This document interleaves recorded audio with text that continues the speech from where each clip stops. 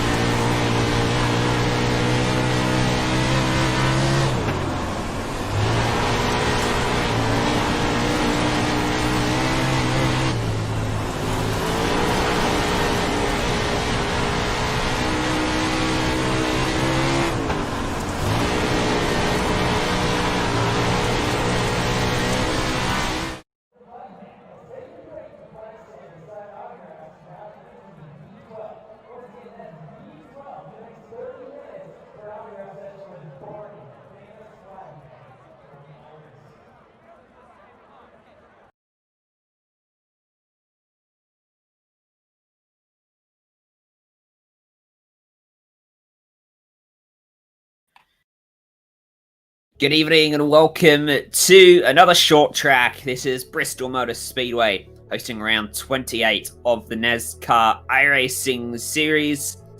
And it is one of the great short tracks in the world, certainly in America. Half a mile and turns banked, incredibly steep, make it a very high speed game of roulette around this place, and 250 laps are going to mean the attrition level is probably going to be quite high over the course of this one, and you'll see it all live right here on SimSpeed TV. My name is Ryan Jones, and alongside me, as always, Justin Prince and Jay Kennedy behind the scenes on the cameras. Justin, we come from a short track in Richmond, and we head to this short track, but they are completely different ends of the spectrum almost, aren't they? Yeah, Richmond, more of a rhythm track, more technical as described in terms of short track racing. But Bristol, while yes, you need to be on your marks, is one where it's momentum based. One where you have to be looking over the place as this race progresses because you're carrying so much speed around this concrete short track to try and make sure you keep track position. It's going to be very crucial to stay up the top line compared to Richmond, where the bottom line was key. And as well, there's a lot of chances for incidents. There's been several times in official races this week that there have been massive big ones on either end of the speedway. Last week I spoke a lot about lap traffic being a factor. It wasn't quite as big of a factor as it could have been, but today, without a doubt, it can be just a handful of laps before the back of the field is caught by the front, and then things start to get very messy indeed. Qualifying is currently underway, and I'm amazed how many people have set qualifying times. 26! What is going on out there, Justin? Well, it's called track position is very vital here at this track because, for one, you must be in the top half of the field essentially to have a pit stall on the front straightaway. And even though this is a single pit lane with that big blue line you see at the bottom of 3 and 4, it's more crucial to have a stall on the front stretch and the back stretch since you can lose a ton of time by having a stall back there regardless of the pit stall layout. But as well, you stay up towards the front, you're less likely to be involved in lots of chaos tonight. And in several of the 8 opens and in some of the NISs, it's taken about up to even 5 restarts for a long run to start developing here. So it could be crucial for many of these competitors to have the early track position and then try and keep it to stay out of potential chaos that can happen all the way from as far back as 7th potentially. I'm wondering if a lot of drivers setting times has set a chain reaction for other drivers, because Garrett Maines and Vicente Salas are coming out very late in the session to put their own markers down. Maines goes to 8th and Salas is about to set another lap time here, which you'll hope is a lot better than his first as he crosses the stripe. He was running the top lane, as pretty much we expect, and he stays 26, so he's a little bit off the pace potentially. Garrett Maines stays in 8th, and in total 29 times have been set, 30 even, in a series where generally getting above 10 is good in qualifying, because people have often prioritized the long run over early track games. But you're right, at Bristol, where going a lap down can come so quickly through no fault of your own, being up front is very critical early on. And it's also, mind you, too, finding that right balance to have that setup. That's why several of these big teams have spent several hours this week, potentially 3 to 5 per day, preparing for this. But now, I believe we're about to see which technical alliance can do best, because I believe it's a 1, 2, 3, 4 for Nexus, in fact, Ryan. Oh, is that all? Tucker Minter's on the pole, and Seth Knoll will start alongside him from the front row. Oshie and Walsh has third. James Wenzel will start from 4th. Boyd Hogan and Brian Mercurio start 5th and 6th ahead of Patrick Moose and Garrett Maines. Rachel Hunt and Keith Bridgman line up from 9th and 10th. 11th spot tonight goes to Ashton Crowder. New team this week with Legacy Esports. He'll start alongside CJ LeVere with Brian Swafford in 13th. Sean Powell in 14th. Mike Bruno starts in P15. As mentioned, Phase 2 has been increasing their cup presence recently, with James Mullins in 16th. Tyler Justice starts in 17th alongside Justin Levine, who had a strong run at this track earlier this week in NIS competition on Thursday, with J.D. Willis and Alan Valacino rounding out your top 20. 21st goes the way of Kyle Myers. Pedro Mega will start from 22nd. Guy Sealer and Ty Polito, 23rd and 24th. Jonathan Hernandez from 25th. Tanner Love, Vicente Salas, Michael Jeans, Curtis Sawyer, and Cecil Green. The rest of your top 30 and the last drivers to set times. The rest of the field is Matthew Benson, Jake Hickson, Cosmin, Johnny Balderidge, Ryan Carlisle, and Will Norton round out our field. So a very stacked field and a very cool track. About 83 degrees Fahrenheit, that's 28 degrees Celsius, essentially for the air and the track.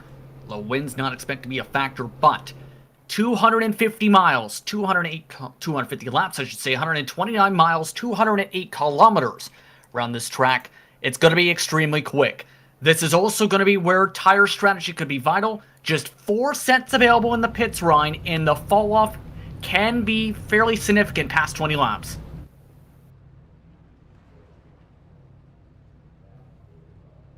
See the track temp there as well. Relatively cool. We are starting at about 7:45 in sim time. So we will be finishing well and truly under the lights. The lights are on now, but there is still a bit of blue sky to be seen overhead. As we roll off behind the pace car for our 2 pace laps here before we let them loose around the last great Coliseum. And passing here can be difficult, can't it, Justin? Absolutely. If you have a good car, you can try and get it done on the bottom, but this is such a top dominant racetrack. It's one of the very few in all of iRacing at this point, where if you don't stay next to the wall for corner exit, even on Apex, you're likely being sent backwards. So in other words, it may be a free-for-all on these short runs, and then once we get a long run, you're basically going to a good rhythm until you can build up enough momentum to try and make a pass on the bottom side if you can't peel someone off the wall. Going down low has its risks, because if you can't get the move done and then the gap is filled up top, you can go a long way down the order before you get back in line. The iRacing.com Ford Mustang peels off, the green flag comes out, and we are racing today from Bristol Motor Speedway. And what a launch by the Nexus cars, but just behind them, it's absolute pandemonium. These cars just did not get going at all. Whoa, and now Walsh. here they go. Walsh loses it right in front of the field. And that has stacked up a lot of drivers. That's a lot of people out. On lap 1, Walsh got loose. And then the car snapped back to the right. And straight back into traffic as they came out of turn... Was it turn 2, Justin? Turn 4, in fact. And that was one of the main concerns throughout the entire week, regardless of technical alliance. Several cars, if they're on the bottom on fresh tires, just absolutely spun it around like we've seen there. As mentioned, Walsh got loose, overcorrected up, collected some of your main contenders for tonight. Hogan, Maines, several others, now with significant damage and all that craziness. Yep, Garrett Maines, Oshie and Walsh already out of this race. They've retired and left the server. Here's the replay. So, look for Oshie and Walsh in the number 18. He sort of triggered this crash, but then Garrett Maines was caught up as well. He mentioned they struggled to get going after the top 2 broke free there on the start. Yes, and you're going to see it right there. Just starts to kick out, tries to get off the gas, but right there just snaps it too much. Walsh tries to back out from his mistake, but it's too late for the rest of the cars, as at least 8 competitors get some type of damage and all of that. That's not how you want this race to start. No, it is certainly not. And so back under caution before we barely even got going. Trying to get another angle of it here thanks to Motum's simulation.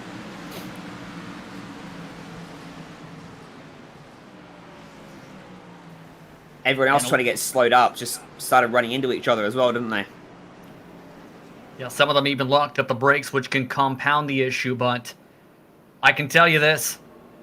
At least 2 or 3 of the drivers in all of that are going to be furious and are probably screaming on the radio right now within the respective team speaks and discords, because you expect 1 or 2 cars to spin maybe at the back of the field or even to the apron into the inside wall in the first lap.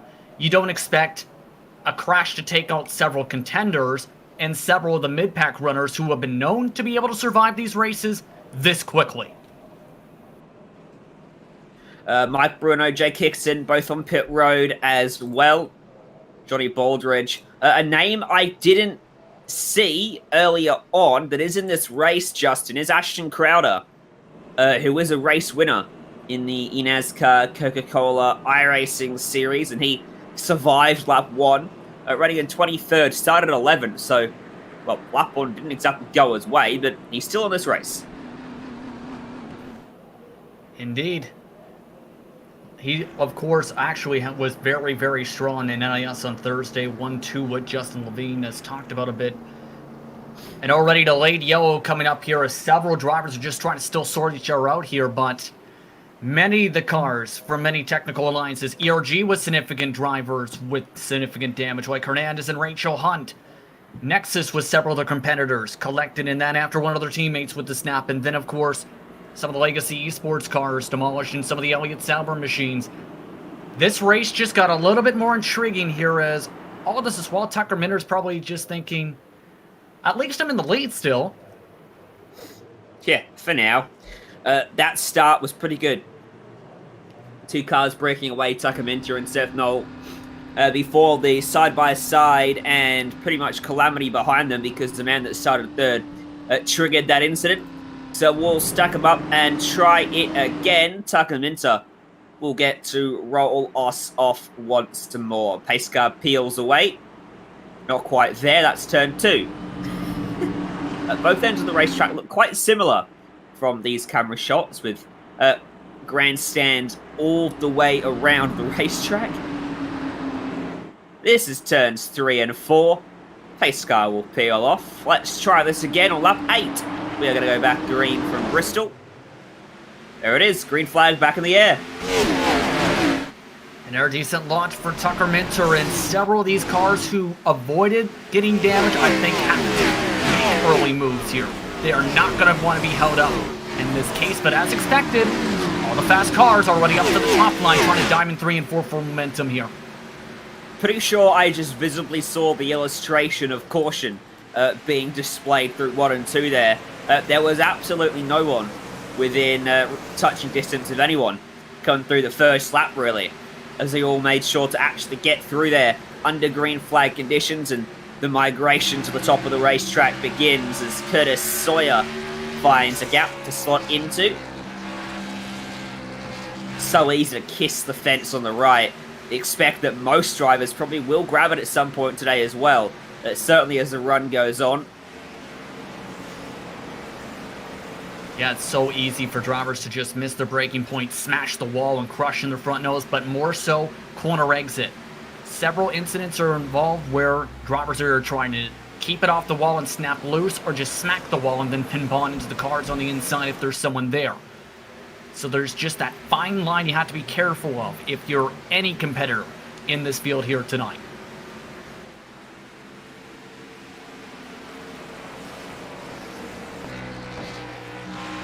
Watching Brian Mercurio here, we're on board with him in fact, as CJ Lavere has settled into 5th place behind him, and now he sees the problem of this racetrack. He's plus 7 already, but how does he become plus 8? Well, somehow he's got to get closer to the back of Mercurio, and then find a way by him, and in fact the top 5 ran the low line.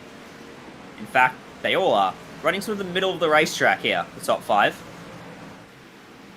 And as expected, as CJ Lavere nearly snapped it on the bottom side, Rachel Hunt forced to go to the bottom to avoid that, but here's the tough part now. If you've got damage, it's usually not a big deal, but if you've got motor damage, that's where it kills you on the long run specifically because of the lost amount of momentum and speed.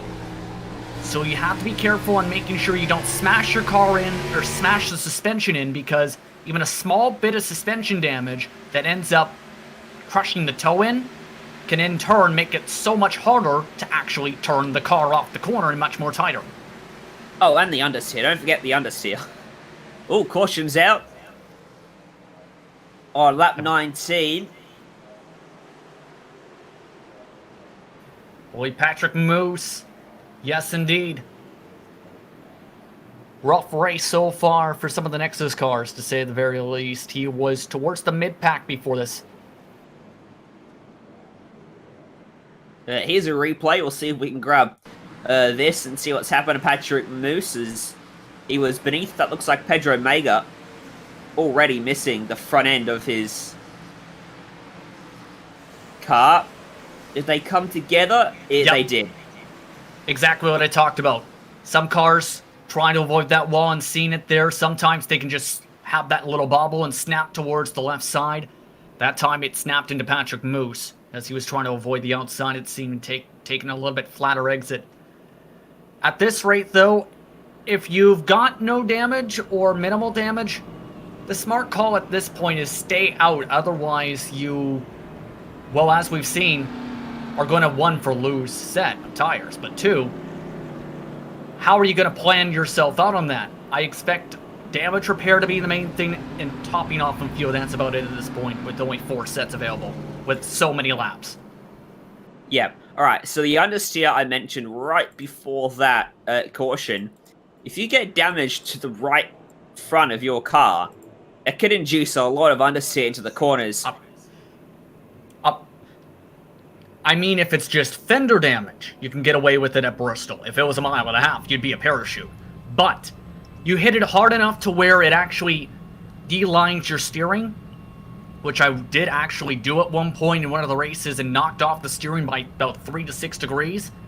It makes that steering much more heavier and in turn gives you several minutes of damage repair that at this track you might not have enough time to get fixed unless you have several cautions in this short period of time. So that's where that understeer comes into play, Ryan, if you hit the wall too many times. Yeah, well, I mean, also, if you hit the right front, you're gonna really crinkle it up, and aerodynamically, it's gonna perform pretty terribly. And yes, it's a short track, but these cars are still carrying, well, in my opinion, a stupid amount of downforce for a short track. So, you know, it's still gonna hurt you. And if you're running the top side, you will notice it coming out of the corners as well as you try to knock that fence down. And that can slow you up, and that can wear your tires out quicker as well, because you've got to put more steering input in to try and get it away from the fence, or it can slow you down if you don't want to wear your tires out. So there can be compounding effects that might not become overly visible until very late in the race, or never at all to people watching on from outside of the race car. As the lights go out on that pace car, and we are about to go back racing on the next lap. Pit window not open for quite some time. Expecting this to be a water stop? For fuel, yes. For tires, depends on how many cautions there is, because it's rare to see green flag pit stops, we'll say that much here at Bristol. But it is doable, where if you risk it, you lose a couple laps if a caution comes out. So don't be surprised to see drivers wait it out and see how this plays out as these runs progress. Back racing. If we get green flag pit stops, I would happily put a bet on a caution coming out in those stops, just because of how difficult it is to get to pit road. Here, at both ends of the racetrack, in fact.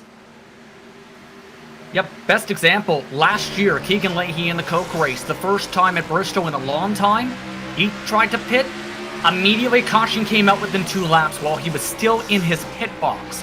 You don't want to risk that even in NIS competition, or else you're likely not getting those laps back unless you get a lot of caution flags. But it looks like the bottom's starting to get rubbered in here because of all the fast teams. Remember, if you think back to the spring and think back to 2019, try to get this bottom to work because it helps save the tires more. On the longer run, that's what some of these cars want to do here, like Mercurio, like the Nexus cars in front of them.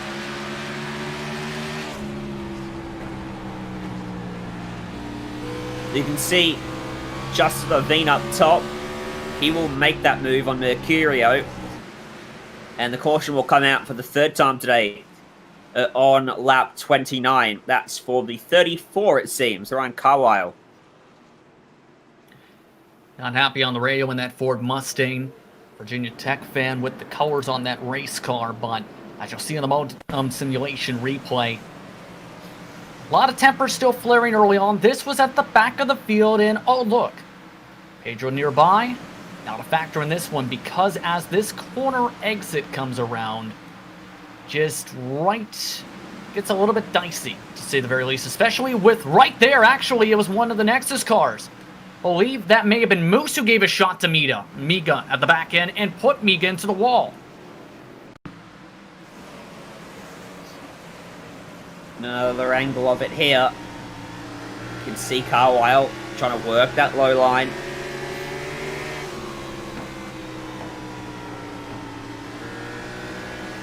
And already Miga's already lost his back bumper clip, but already much quicker. Moose already able to fix his front nose, but just a little tap on that entry, it seemed, pushed him right down into the wall and down the track into Carlisle. And Carlisle got the worst of that one, even more significant damage on that race car early still in this race.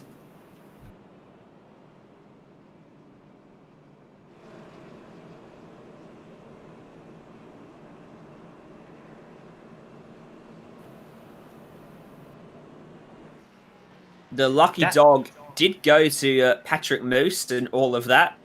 So he gets himself back onto the lead lap in 33rd position. So still plenty of cars running. JD Willis is 3 laps down. And honestly, not much damage to his car. So he should probably get back on the lead lap before the end of this race. This is probably one of the tracks where going multiple laps down isn't quite as day-ending as it is literally anywhere else in the world. It still makes it difficult, though.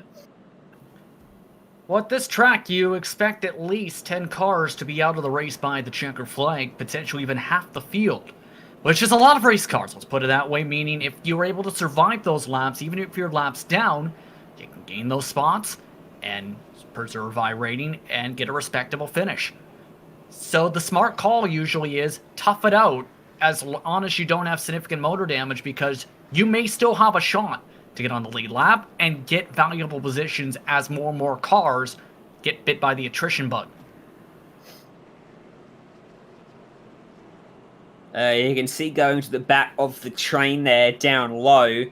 That is the number 4 car with the end of the line. So he'll have a tough job to carve his way back up the order. That is JD Willis. And when you are a lap down, you do have to go to the back of the field, which does make getting back a lap pretty difficult, because you've got to pass about everyone to get there as the lights go out. And they were actually formed up already. I thought we were going back green that time, but we'll go back green this time. There has been pretty much no change at the front row. It's still Minter and it's still Noel on the front row. The spots behind them, though, are changing rapidly, and there are some big movers, even with the limited green flag running we've had. Levine into 4th from 18th. We've got Curtis Sawyer into 10th from 29th. Love from 26th to 11th. Just keep an eye on those guys to keep on working their way forwards. As Minter gets on that throttle, and the green flag will wave once more. Not a great restart for Seth Noel. He's got Justin Levine all over his back bumper. Or rather, he did. And that's the benefit of starting in the top here. It's the preferred line on these restarts. You can just carry so much more momentum. And it takes a couple laps at least for that bottom line to come in. So, if you're on the bottom and you don't find a hole quickly, you're likely getting freight trained like Wenzel just did to lose a couple spots.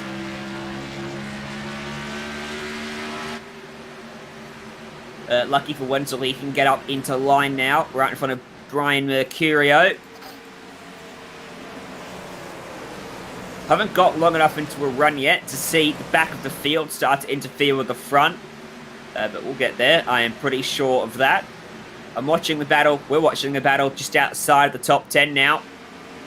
Rachel Hunt is down low with Tyler Justice and Michael Jeans up top, and a bunch of drivers stacked up behind as well, just waiting to pounce on Rachel as she is stuck on that low line. While the Elliott Celery Esports machines focus a lot on the Pro Series coming up. Of course, with Garrett Maines, Vicente Salas competing in Rallycross side of things. Road to Pro, where Maines is just outside the bubble after being in the 50s before. There's a lot of pressure for these organizations, so keep that in mind, where some of these cars are thinking championships, are thinking how are we going to plan things out for the next couple months for the Pro qualifiers. It's going to be a very, very busy winter time for some of these respective organizations. I'll tell you what championship Garrett Maines is not thinking about, the NIS one, because he's got a frankly ridiculous lead on that. But if he does have a string of bad results, it could swing out of his favour, so he will probably want to come back stronger next week after an early retirement here. Looking like Justin Levine, you've seen a little bit squirrely. That car's starting to kick out a little bit in the back end. And that's one of the main things. Some drivers are being told, push harder on the entry to save the tires. Others are trying to be more careful. But if you do it too careful, it actually, in theory, does burn out the rear a little bit more, because in turn, you think slow in, fast out. You hit the gas too hard, guess what? It chews up the right rear tire and makes it overheat and kills it. And the caution is now out because a couple cars are collected. Guy Sela, Jonathan Hernandez, and others. Guy Sealer is up against the top of the racetrack, and he's having a hard time getting it going the right way, and he's now gone a lap down as a result. Banking of this racetrack makes life very difficult if you're stopped up against the fence. Yeah, and I believe Tucker Meadow didn't appreciate that as the race leader. Here's a look at the incident, though, because they're already a little bit squirrely up the road you've seen on the previous shot. But, as we've seen, things get dicey on the corner exits, and it got really dicey. Bridgman, a couple others collected. Carlisle again gets a shot. That started a couple car lengths up with someone coming up across somebody's nose, I believe. I think Pedro Mega was in that one as well. Pedro's not having a good day today. He might hit the incident limit for too long. Through not much fault of his own. So yeah, I think he thought there was going to be a hole right there, maybe. Just actually wiggled up there, and Pedro was, again, a quarter car length off the wall. That was just enough to trigger all this. Pedro was down low, right there in that 31 cars. He wasn't a part of it. Yeah, that was Sean Powell, pardon me. Yeah. I just highlighted Pedro because his car is very easy to spot, and I've spotted it in every single incident so far. That's the danger of being back in the pack. When an incident occurs, well, it's generally in front of you. And at a track this quick, you know about it very, very quickly indeed. I reckon he avoided getting contact on that one. As onto pit road comes Guy Sealer now, hoping to grab a new front bumper, but I reckon he'll have to go without. I wonder who got the lucky dog this time. There is only one car a lap down, so it should be JD Willis. Yep. Only 2 laps down indeed. But here's something to keep in mind. Some cars have already had to pit. Tyler Justice is already up to 9th after that first lap big one. Had to repair 26 seconds of damage. What a job by him to get back up inside the top 10 after losing all that track position after, well, calamity happened.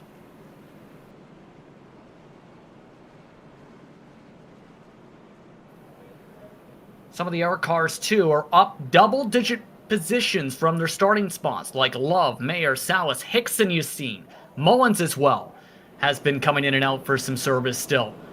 There's still some respectable performances here, but I'm curious again how the tires are going to fare out because Mullins among those drivers who just took tires. Only this caution it looked like. With the fuel, of course. On lap 49 of 250, the tank is about 130, I want to say. I've actually seen 150 work, but here's the thing. That's on the bottom. 148-ish. Seen in the wintertime where some drivers got some testing with this car, and that was before they adjusted the fuel tanks just a little bit for this season. So, it is where you can make it maybe 150 give or take, but still, at this point, you're keeping as many tires as you can just in case. You want to keep this track position, if you're the 2 up front especially. Well, let's see if they can keep it. Guess what? Tucker Benton's got the throttle down, and guess what? He's got a good restart again. Oh, and Seth Knowles followed him.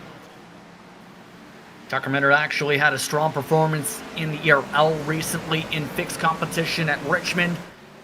Looking very strong momentum-wise, but yeah, as you can see, that momentum carrying drivers on the top, including Will Norton, a plus 30. Not a bad effort indeed. I reckon we've only run about 30 green flag laps. Up into 7th. And running just in front of Tyler Justice, who's got CJ Levere down low. Alan Ballacino as well. Gonna go by Levere. It's just finding a gap in line was Ashton Crowder. Sliding up across the nose of Michael Jeans. Splash and Go graphics designer and Cosmin Yoshino up on that top line as well. Now a member of Nexus Esports. He's been carrying a lot of momentum on the short tracks recently.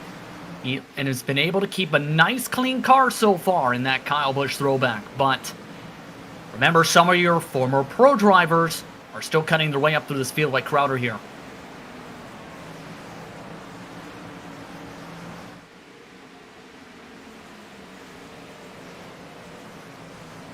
Watching James Wenzel there in 4th. Demonstrating to us why the top line is preferred. Oh, and you're side by side as the caution comes out again. I believe Sean Powell pulled the ejector cord just as he went around, and it was still enough, though, to trigger the caution flag because the 20 is no longer in the building. Well, reason being, he ended up actually getting contact down the straightaway, did a side slide without a front clip, mind you, after that previous caution, and then as he saved it, decided, you know what, I've had enough of a night. You're about to see this here on the shot down the backstretch.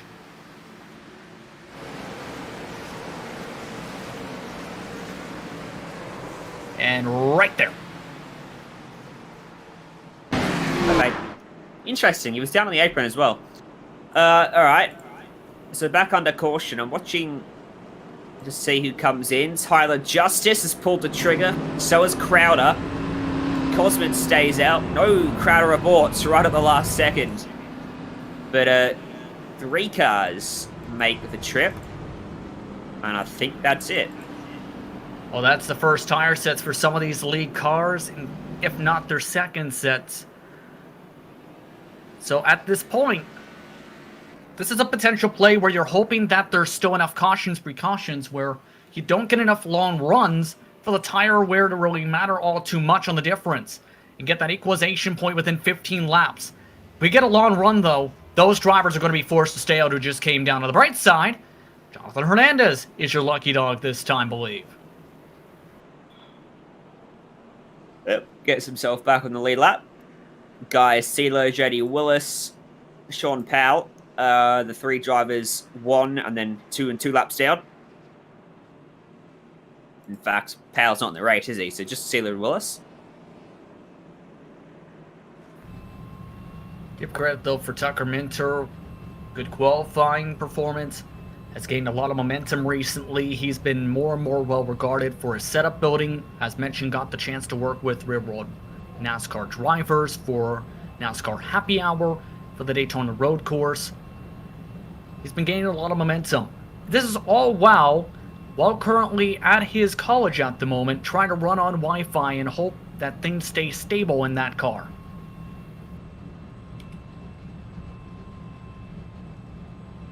Balancing priorities, and at the moment all the focus will be on this race right now that he's in, trying to figure out his strategy, making sure he nails this restart again. You can't be predictable on the restarts because eventually the guy on the outside will go with you, and then when they have the outside, they will probably pass you.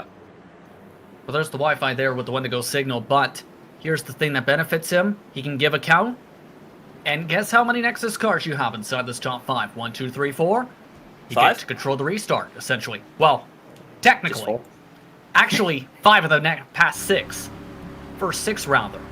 Only Lowline Racing's Mercurio is that outliner here, so all those cars around him is going to get a count and have the chance to try and pull away. Give a chance potentially for Wenzel to also get up to the top if he can nail it into turn 2. They'll get a count in theory. As we go back green, and well, they all went at the same time, really. Even Mercurio. Like I told him, as soon as we go at a certain point 2, if it's not a count, it can be somewhere as simple as I'm going as soon as I hit the yellow barrels, for example, or hit a specific mark on the line, or know when the pace car goes down. That time, fairly in sync. Mercurio, though, just with that top line, was able to still catch that 8 off guard. 2 teammates, though, are still scrapping a little bit here. Oh, well, Crowder is coming in quick. Alan Ballacino up top, Norton down low, Crowder looking, finding no way. Don't take him 3 wide, please. On lap 64. See Crowder running the extreme low line there, wrapping around the bottom of the racetrack, but he's diving down there from the top side. And now he stays up top, so he's just hunting for grip and looking to find out and figure out a way by, which is probably going to be figuring out who's going to clear. Ballacino looks like he's going to be clearing Will Norton, and Crowder will try to follow him, just gets his nose in there. open up at the right time, especially with James Mullins also closing in quickly, so he had to make a decision. Now, might be able to get some momentum back going, gain some more spots until potential attrition can set into place. But, still though, this has all been hurting Norton again because of where he started in the line, and now Crowder's trying to use that bottom to try and save the tires a bit. Mercurio's lost out to James Wenzel, which looked like it actually happened with Wenzel down low. So now Mercurio is backed up into Balacino, and here comes James Mullins.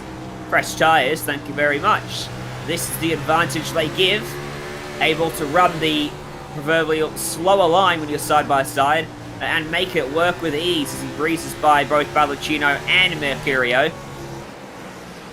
Even with that little bit of rear end damage, he's now up into P4.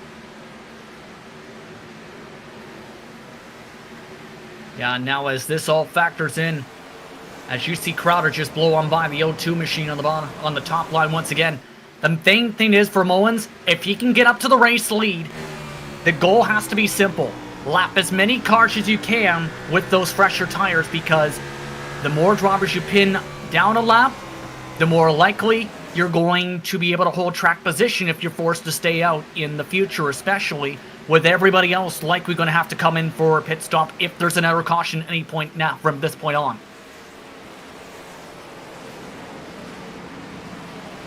Always pushing, no matter where you are on the racetrack, always hunting for a way to improve your fortunes as we look at Mullins here. We should look behind him because Crowder just forced his way to the outside of Mercurio. He drove up around the outside of him into the entry of the corner. And now he's going to use that top side to get by him, and Will Norton's going to follow him.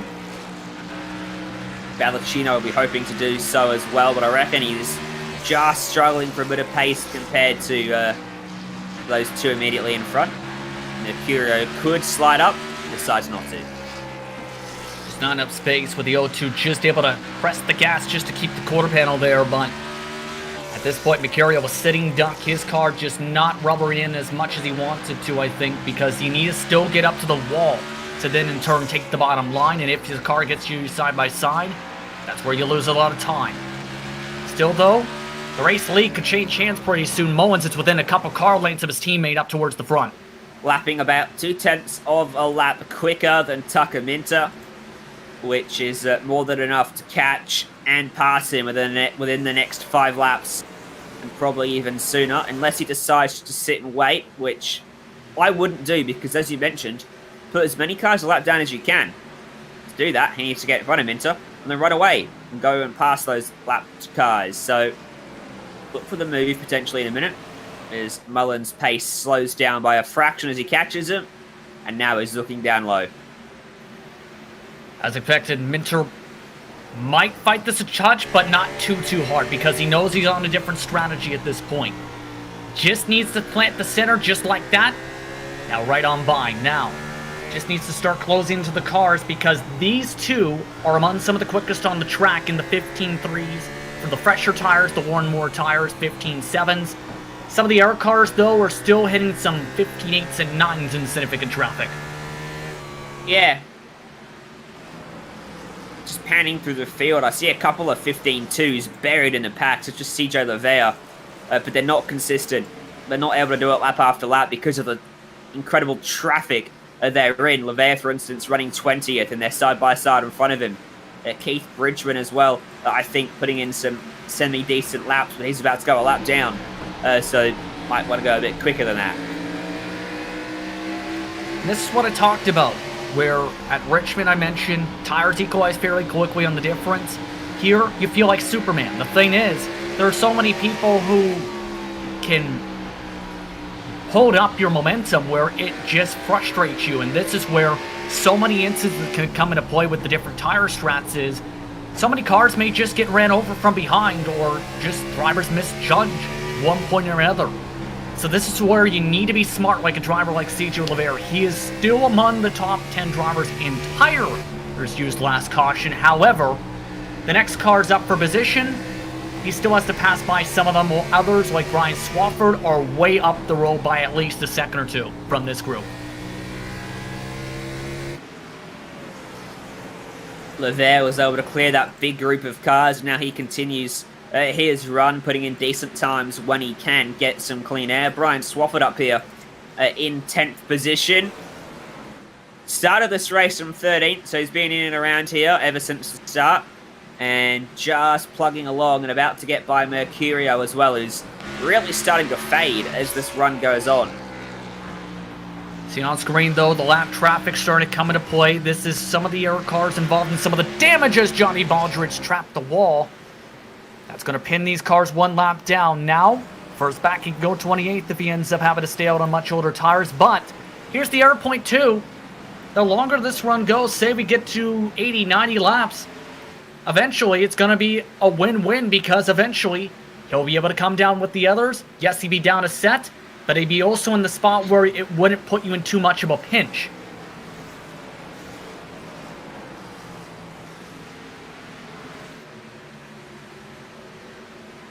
Once he starts to catch the traffic that is side by side, that's when things are going to be difficult for him, and he's got that issue with Pedro Mega, Levine, and Willis coming up in a minute.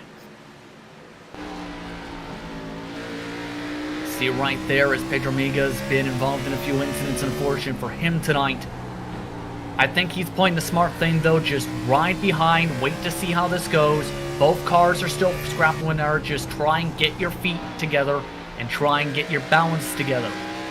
Now the tricky thing, though, is for Mullins, where these cars go, because as a driver, you want to have that predictability if you're the lead lap cars, right?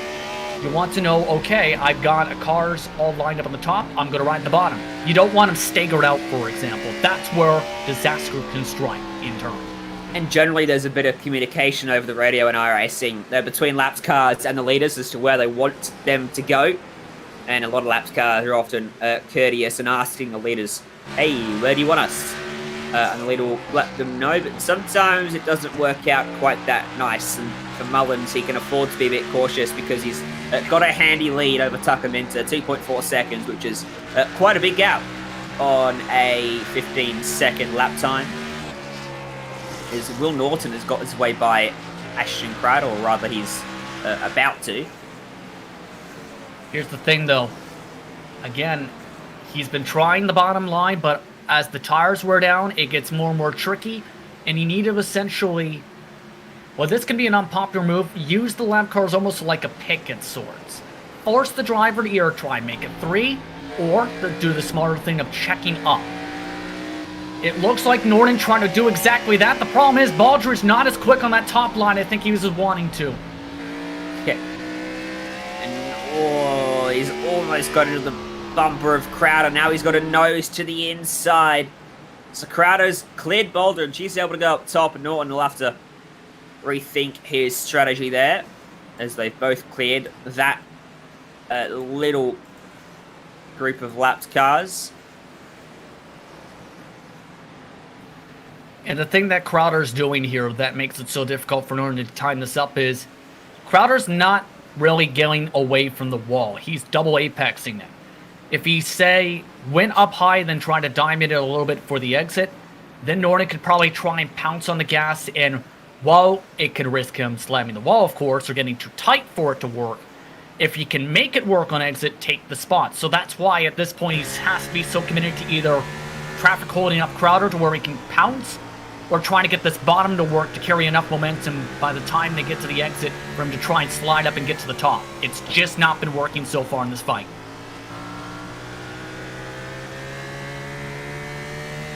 He might be thankful for a caution to come out, or the pit window to open up. Maybe he can go for an undercut strategy or something along those lines. Just keeping one eye on our leader as well as he navigates more and more lap traffic. We've all been rather courteous so far, even as he's caught side-by-side battles. They've got themselves single file for him. As Kyle Myers just went very slow up against the safer barrier. And it's already lapped himself to about 20th or so on the racetrack. And again, some of those cars up the road, if lap 1, turn 4 doesn't happen, they're likely one of the contending cars, if not several of the contending cars, fighting up towards the front with Minter and company. Instead, they're stuck where they're at this moment for a long, long time potentially in this one until some attrition come into play. That's the tough part for them. Still, that scrap is getting to the point where CJ Oliveira, we mentioned him on fresher tires, he's flying. He was actually quicker than Swafford. He's now the 3rd fastest car on freshest tires, or fresher tires rather. Remember, he was back in the 20s when we first picked him up, buried in traffic, doing a good job to work his way forward. As Patrick Moose just went a lap down. Remember, he had a lucky dog earlier on. He's going to need that again, probably, to get himself back into lead group contention. Boyd Hogan about to go a lap down. He has now. So now just 19 cars on the lead lap. Smartly let him go there as we take a look at Curtis Sawyer. Just recently got back on the racetrack. One of the main people involved in Legacy Esports. Definitely someone who is wanting to get back into a rhythm of things. And here's the thing. When you take even a couple weeks off the sim, it can take you at least a few days, even a week, to get a full sense of how things work again on the sim and get fully up to your true speed. So it can take time to get back to where you may have been, say, from the springtime with what we've seen from Sawyer, as he now is about to lose a lap along with Hickson.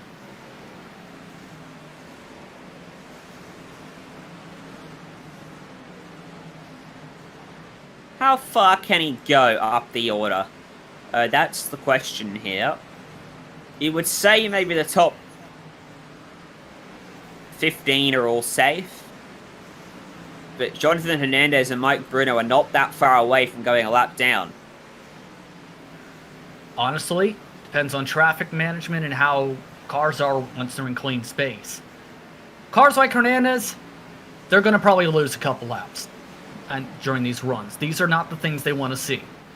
For the cars with minimal to no damage, they're probably going to get maybe at this rate to the top to just about maybe 12th or 13th. So it's been crazy though how much time Mercurio has lost in this run. This car has fallen off a cliff after being so good in the first 50 laps or so. Hey, did you see? Oh no, Mullins just got collected and there's a big wreck on the entry to the corner and Tucker Minter's got a piece of it as well. Oh, and now he's got an extra shot there too. These are not going to be happy drivers. Wow. And that's one of the risks. Sorry, Justin. I was just about to say, have you seen the time plummet on the left-hand side of the screen between first and second because Mullins was caught up behind the side-by-side battle, and then that happened. Mike Bruno is the car who ends up triggering this, where he's trying to hit the gas to clear by Levine. He's already loose off of the backstretch. But in 3 and 4, where it's much more tighter a little bit, right there, just enough to where it snaps right into Mullins and stacks up all the several drivers who were candidates for Lucky Dog, collects the race leader, and damages several others. This is going to be very frustrating for every single one of these cars involved in this. Collects the race leader, and then Tucker Minter had nowhere to go as well, and he got into him. But I reckon he might. No, he hasn't. I just looked at his front end. So he's got big damage. His view of this. Yeah, and he tried to find the hole and just didn't open up where he needed it to go. Just can't get the car slowed down quick enough. Yeah, that's the thing with Bristol. You have half a second to react. And it's the track where I've seen 16 to 18 cars. In fact, whole entire fields get involved in incidents. That one is going to really sting. This opens up the window, but it also completely changes who has a shot at winning this race because so many cars have been involved with damage now. Hey, you know what that is? That's the second race in a row the race leader's been taken out by a lapsed car. Second and 3, if you consider Malik Ray at Darlington. Of course, Garrett Maines last week led every single lap, even with the bump and run finish. I forgot about that race. Yeah, and I know he was very pumped up after that race and had put in a couple hours of work in preparation for tonight. But honestly, This may open up the door for a Crowder or a Knoll to try and win this race. Even a Norden or Lever. That's how crazy this is about to get here. I'm curious, though.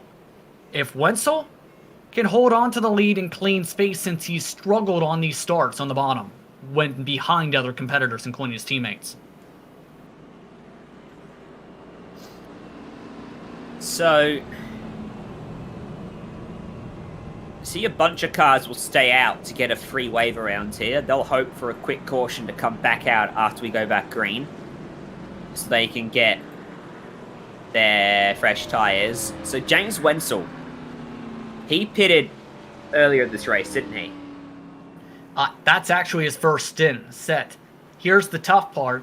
Justice burned at least another set there on that pit stop. Just about a majority of your top 10 actually was able to get there and had it play out to where they wanted to go with the longer run to get track position. So now we're about to see how they can fight on even tires. That's the main thing. And several of the cars who just got lapped just have to take a wave around to get back on the lead lap, or at least get one of them back here. And risk the old tires that are up to 70 laps old.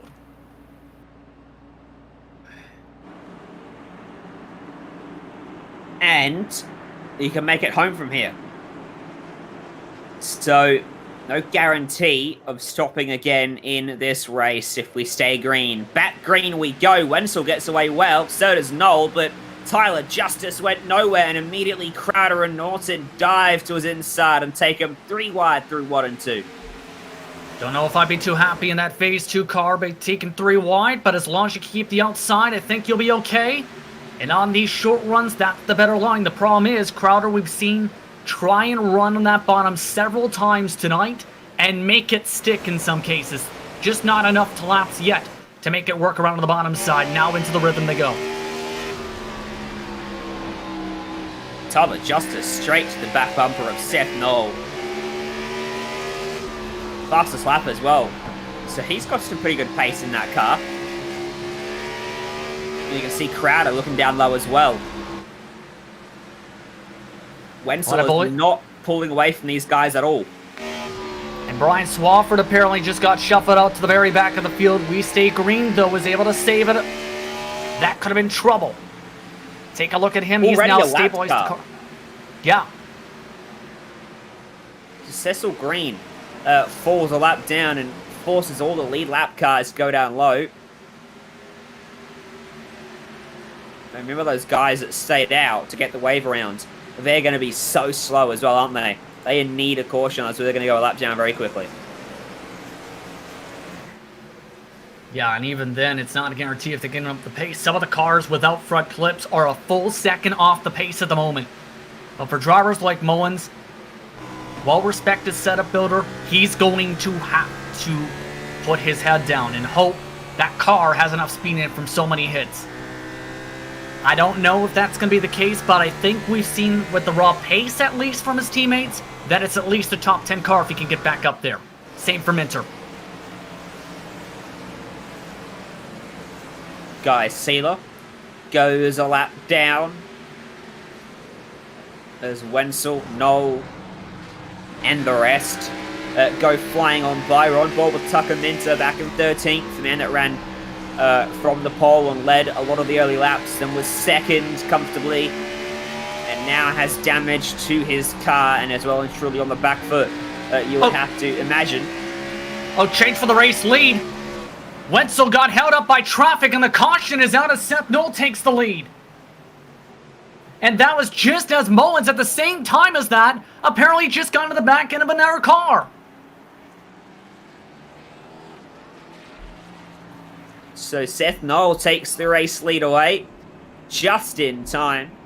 And that quick caution comes out to rescue a couple of the wave around drivers. Yeah. To reverse that around, it was actually Matthew Benson, pardon me, in one of the Phase 2 cars who got into Mullins, who got loose and ran, and as he came back up the track, got snapped around. But here's that lead because the traffic was too wide. We mentioned if you get held up by it, it can be costly. Guess what? Wenzel got pinched down by his own teammates, mind you.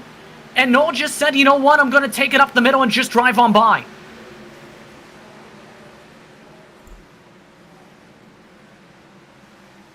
And now where was the caution come from? Is the other question. Again, to repeat, it was Mullins who got hit from behind by Matthew Benson. Originally thought it was the other way around with the scoring, but when looking at it, Mullins got loose just as we were starting to show that, and got hit from behind and hard at the end of the speedway. It'll be from that car behind. He's already getting a little loose because the quarter panel damage, and as well just trying to run a lower line right there next time by in the area of the speedway at that same type of line just was enough to destabilize the car, slide him into the line of Benson, and in turn just got him collected in a couple others.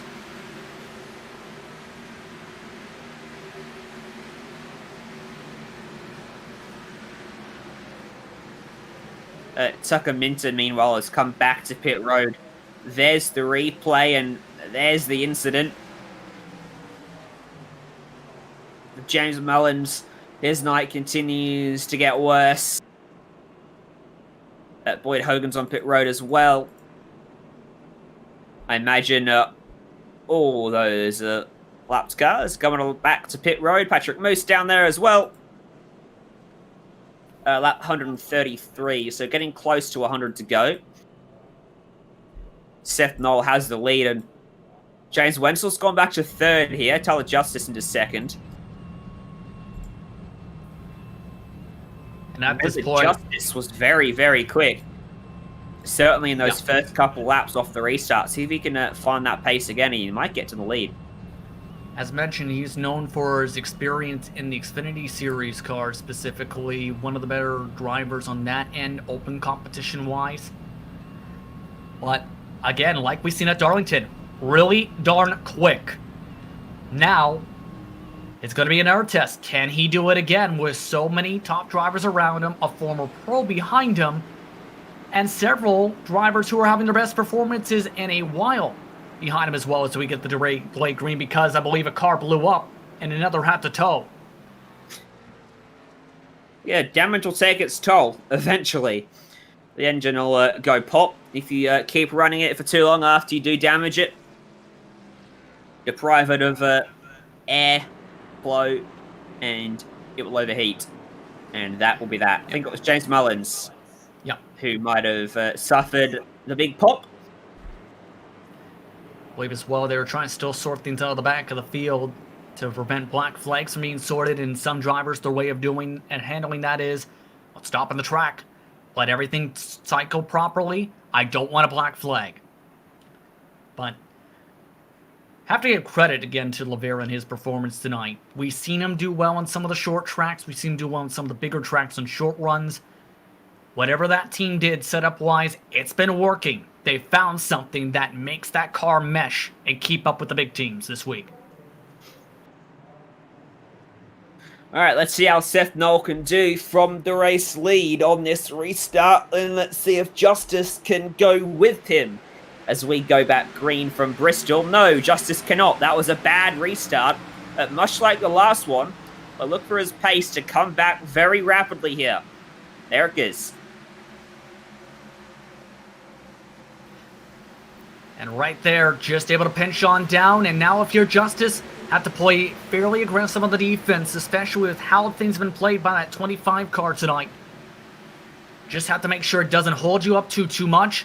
And for anyone else, again, get into a rhythm, get to the top line, and then try and get your sea legs together to try and get yourself to the mid-run. Crowder looking to the inside. He'll try to get a run off the exit of one of these corners.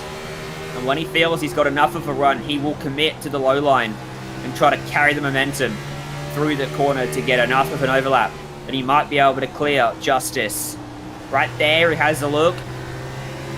And caution comes out. Oh, and it's an ugly one in the middle of the corner. Cecil Green, and I believe it may be Pedro again.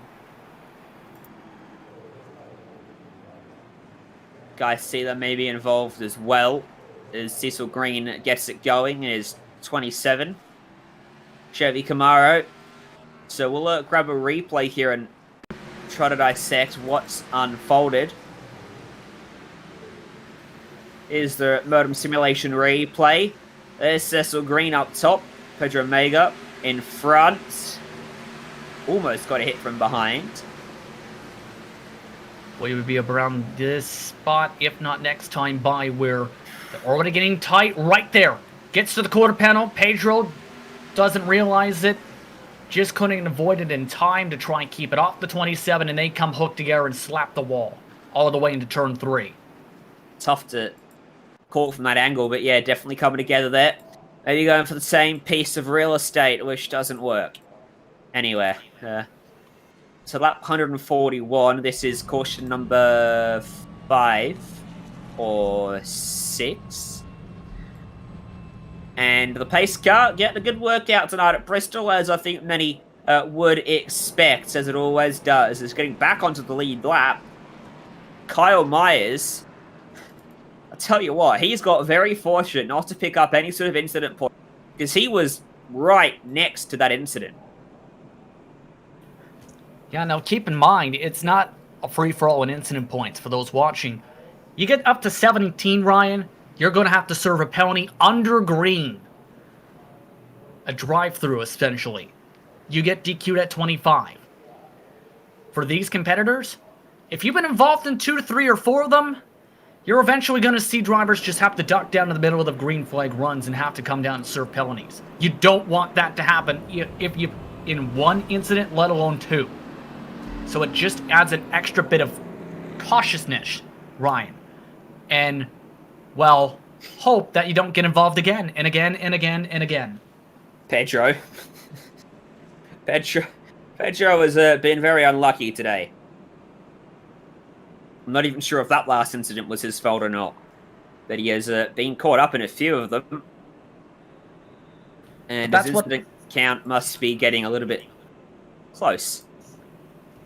But that's what I meant, though, at the same time. If you're not against the wall in the middle of the straightaway, or even on corner apex off, someone's going to try and get to your outside to the right quarter panel, and in turn, force you down to the middle and bottom line for corner entry the next time around. And in that case, it got that tight where Pedro seen the run and tried to get up there before then and mistimed it by about even just a half a second. That half a second is what, in turn, led to 2 demolished race cars.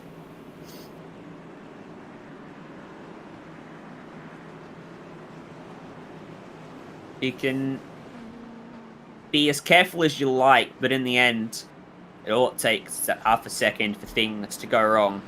And it might not even be a half-second misjudgment that you made that can send your night down to the toilet. Looking to come back green, just north of 100 laps left in this race. Seth Knoll gets away beautifully. That might be one of the best jumps we've seen tonight. And Ashton Crowder from 3rd, trying to take his 25 into 2nd. He does just that. And Crowder up to 2nd, highest he's been all night. And whatever Just's been doing gear-wise, he needs to change it for the future here, because he's been bit on every single restart for the past 50 laps. Some drivers have tried at some cases first gear. Most do second. A couple try the 3rd gear to avoid tire spin. But here's the thing. If you're able to nail up that first gear specifically, you're able to launch yourself away, and in turn, that's what we've seen from Seth Knoll, just pulled off and quickly. The thing is, can he defend both of them trying the bottom line and trying to match line for line to save tires with one another?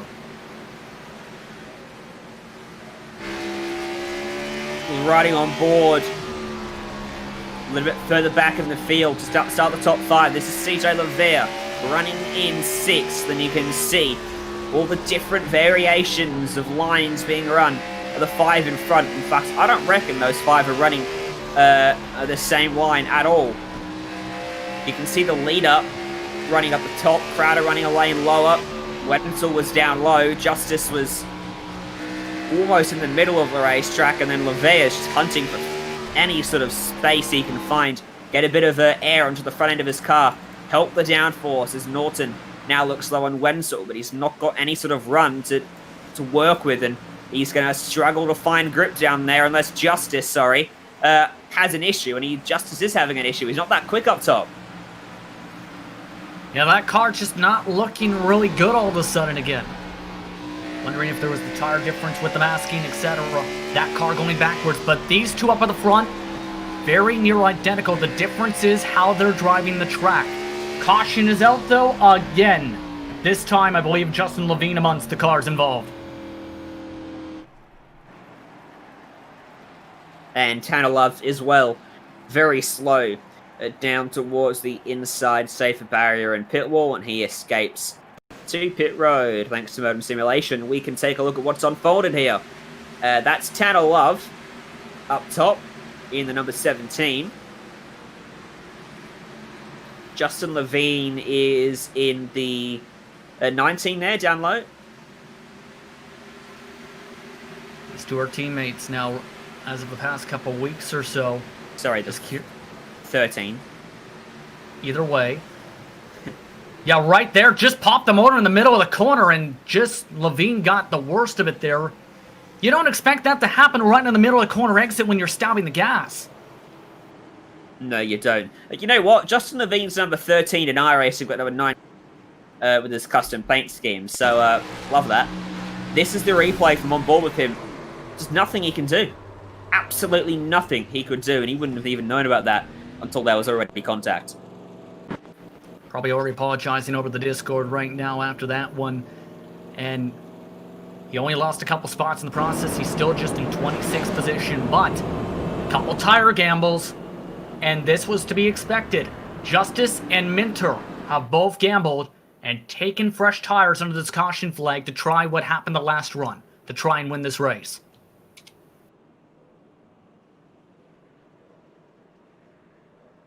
What about Tucker Minter then? We know he's got the pace. He put it on pole, but I just feel the damage he's picked up thanks to that incident earlier on is enough that he's not got a competitive car anymore. I wouldn't say it's not competitive. It's just... Yep. I think the main concern is how it would be on equal tires, and as we've seen, he hasn't been able to get as quick as he was before through the field. Of course, with it being as tough the passing is as well, that's also been hampering him. So, again, why not? Try something different and hope that you can then, in turn, get through the field fairly quickly and then get the track position back to be able to get up towards the front. If we get another 50-lap run like we did where Mullins ran away before he got collected down the straightaway, that may be the winning move for your Justice or Minter. Because in turn, they can, in theory, have used up their final set of tires then, and everyone else, while having an extra set or two, will likely not pit from that point on. All to play out in the next 90 or so laps at Bristol, getting down to that part in the race where the action ramps up and the incidents tend to ramp up, which... there's not much room for the incidents to ramp up, is there, in this? But it's Bristol. Who knows what could happen if something unfolds at the front. A lot of people could be involved, as we've seen already in this race. So those guys at the front are going to be so careful not to get together. And Crowder from second, now with a golden chance to get by Seth Knoll and take the race lead away. Pace car going to dive down. Back green, and a very good restart from Crowder. They've all gone with Seth Knoll. He did not get away at all. And now he's on his outside, and Ashton Crowder trying to take it away. They almost come together. Oh, they do touch. Crowder slides on the exit of 4. He catches it, but Will Norton's going to get to his inside now, and Nola's clear out front. Oh, and he didn't... I don't think he liked being squeezed a little bit too much. Just a little bit of the tap. The car's okay, though. That's the main thing. Just has to get himself focused back up. You can rebound.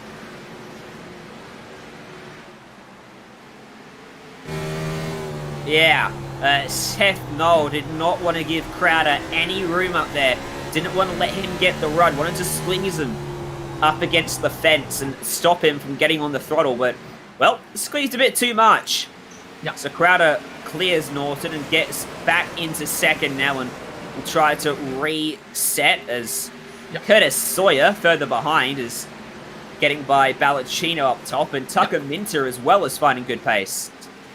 Yes, you're seeing that right here. His fresher tires have blasted on forward. Justice was left in the dust. So now, this is the way he wants to try and get up towards the front. And I think, again, this may be a decent call if this works out. Right now, it's almost flowing back towards one of those longer run points of this race again, as long as he doesn't send it over aggressive like right there. Ooh, that got a little bit tight, a little bit too close for comfort. No way to get by these guys, except maybe force it 3 wide, which isn't what he'll want to be doing. Now he gets by 1, then he gets by 2.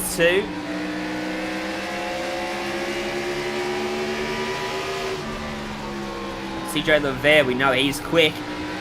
Showed some very good pace in the middle stages of this race, but is there anything to match up to Tucker Minter? Doesn't look like it. You're not going to match up on a difference of about 35, 40 laps in green flag run laps. Now the curious thing, what happens between these two, and in turn, what happens when Minter gets here? Because when Minter gets here, this may be the opportunity for Crowder to leapfrog Noel, and that may be what could be a difference for those two positions by the end of this race. Any one of the top 5 could win this one. Minter is now 5th. In front of him, James Wenzel, Will Norton, then Crowder, then Noel, who leads the race. And Crowder is right there. Noel can't afford a mistake, he can't afford a slide, he can't afford to miss his braking point or his turn-in point. Can't afford a slip up as he gets the power down, exiting these corners. Because I reckon Crowder's baiting him right now. He's so close, he could have a look, couldn't he? I think Crowder's just a touch bit faster too, as on top of that on corner exit. I think he's just trying to square things up, wait for his right spots, because again, he knows Minter is now just about the next car behind him. And when Minter strikes, he can strike. But he can't let Minter get by him, because then Minter's gonna lead the race, and Crowder's still gonna be second. He needs to be very smart if he's gonna keep Minter behind and get by Noel here, but Minter, those fresh tyres are just working so well. A 15.3 for Crowder, a 15.13 for Tucker Minter. 2 tenths quicker to either of the top 2. Try to defend this place. If they go low to defend, Minter will drive around the outside with ease. They go high to defend, Minter will drive to the inside. And just use the fresh tyre advantage, which is what he's doing now. To the inside of Ashton Crowder for 2nd place. Crowder a little bit of a tiny squish on the first time. Now he's realized again, fresher tires. This may open the door for a chance to try and fall behind. Yes, and Minter side by side now with Seth Noel, going to clear him. And Tucker Minter goes back to the front. And he leads lap 176. Crowder to the outside of Seth Noel. Couldn't quite keep the nose there on the exit. Crowder, I think, is getting a little bit impatient there once again. Just a little bit tight. Or at least on the tighter-ish side compared to what the Nexus car is doing. But Justice, he's now getting held up by the same grouping of cars. He's tried every single line to get around some of these cars. Not been as efficient as Tucker Minter was. There he is, running the number 4 car, looking high. Wenzel's running the low line. And I wonder if that's the line that Justice wants, but he's not able to get to it. Just needs to get to the right quarter panel. Wenzel's giving him the space now, and Justice will get there. But now where does he go? Because there's 2 cars right in front of him, and no gap to the inside. If anything, he's getting boxed in here, and that's going to be extremely frustrating if you're Justice. He knows, again, he's on the fresher tires, but he can't get himself at least to the bottom to try and pass these guys unless Wenzel backs off, and Wenzel's not backing down. Already a 1.6 second advantage for Minter. I think Crowder's backing up, trying to get a run on Noah, but he can't quite get it. And every time he backs up, It checks up Tyler Justice, who's finally able to clear Wenzel and goes to the low line. And this should allow him to make a relatively easy pass, but doesn't work out. So he's struggling down low. Yeah, and this is not looking good if you're in this car. Just not enough rotation to be able to get it going like Minter has. So, have to be taking some notes if you're one of the setup builders for this team. But the fresher tires right there coming in a little bit. Just these cars, not willing to give them the same slack that Minter got. I don't think they cut Minter any slack. I just think Minter was so much quicker. Right now, Minter would have passed him with that low line. Justice is trying and trying, but he can't quite clear Crowder, and Crowder's into the bumper now for Steph. Will Norton has joined the picture as well. Wenzel is at the back of this group. And suddenly, Justice might lose a spot. Yeah, this is not looking good again. He's got to be absolutely fuming a little bit here. He's actually, again, losing tons of time. Half a second a lap to Minter with all this. Oh, Norton has cleared him, and Justice can't even go up behind him because Wenzel gets to his outside. So Justice really struggling. Those tyres not working for him like he would have wanted. He'll be frustrated by how easy it seemed for Tucker Minter to get by. So too will Ashton Crowder. Mercurio here in 8th. Valentino in 9th. They're side by side.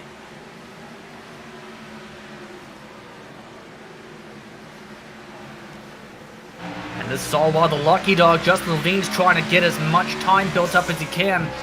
And we've been involved in a couple incidents here and there. Still looks fairly decent though, but with how much damage there is, not going to be, I think, top 10 speed quite yet. Might be able to at least be the lucky dog if there's an air caution at the right time. Well, he just passed top 10 cars, so he probably does have the pace, but he needs to get back on the lead lap. With Valentino and Mercurio still side by side behind Curtis Sawyer. Here's the thing though, Justice on fresher tires, or I should rather say Levine on fresher tires, just has, again, that better cut to be able to pull away. But Norton's trying to get himself by these cars. He's now getting stuck, all while the lap traffic, well, this is about 18th. That would end up in turn taking a lucky dog spot away from Levine, and in turn start pinning more cars one lap down.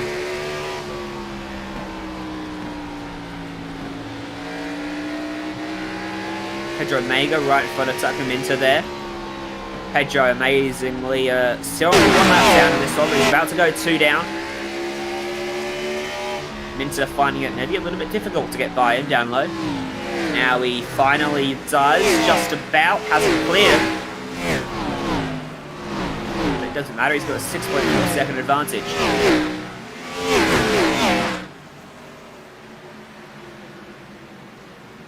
Yeah, this battle has just been going on and on and on, though, for about second on back of this ring.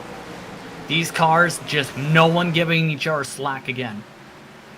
The top line just carrying the momentum forward, and it seems, again, everyone feels like they're just boxed in. But at the same time, they're being smart about it. You don't want to just squeeze someone up into the wall or try and squeeze someone down towards the inside and in turn send them to the inside wall. Justin Levine's fresh tyres just got up and passed Tyler Justice's fresh tyres. And Levine is in this group now. Wenzel, Norton, Crowder and Knoll.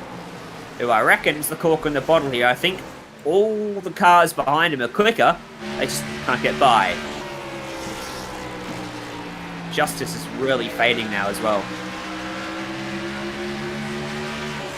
The call just has backfired for Justice, but again, don't blame Levine. Again, with already a couple of cars all lapped down in front of him, he has to keep on racing forward and get to them to have a shot at getting back in contention for this race. So, yes, it may be annoying to the lead cars, but he's running his own race, and his own race is essentially saying, just run in the bottom, run your own race, get to the next cars for position. The bad news is 8 seconds up the road as Ray's got to get to Tucker Minter, who's putting cars a lap down. CJ Lavera in 15th is the first car a lap down now. Levine's 20th. Levine's the quickest car a lap down, but he's no longer the first. Tell you what, if this continues, I'd actually be a little bit worried if I'm Seth Knoll, Crowder, Norton. Because Minter's pace is only getting better. I mean, well, speaking of the devil, Rachel Hunt around for the caution flag, so just like that, all those worries just went right away because it's Bristol, baby. A caution's always around the corner at some point. Well, that's the reset that everyone needed, unless you're Tucker Minter. He'll be ruining that caution, and they expect everyone to pit road for fresh rubber here, unless you're a lap down. You'll want to stay out for the wave round. So Rachel Hunt in the pink 33.